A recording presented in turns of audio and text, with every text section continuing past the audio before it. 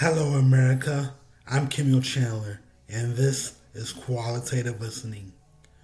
In the previous video, I discussed the federal funds rate. I encourage you to look into that because today I'm going to discuss the relationship between the federal funds rate and reserve balances. That relationship is a central aspect of the Federal Reserve's monetary policy implementation. The federal funds rate is the interest rate at which depository institutions lend reserve balances to other depository institutions overnight. The reserve balances are the amount of money held at the Federal Reserve banks.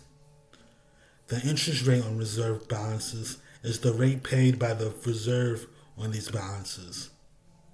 By adjusting the IORB, which stands for interest on reserve balances, the Federal Reserve influences the federal funds rate, guiding it within the target range set by the FOMC.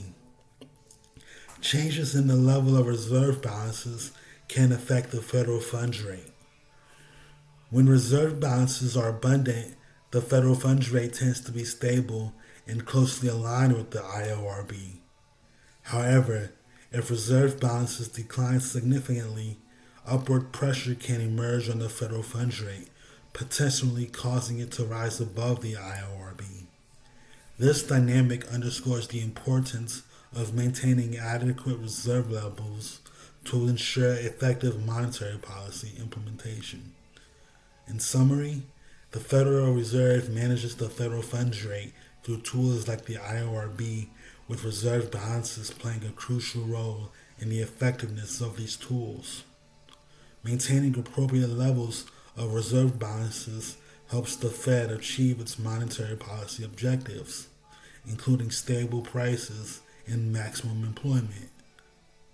So basically, to sum it all up, the reserve balance is the money that banks hold at the Fed, and the federal funds rate is the interest rate on these reserve balances.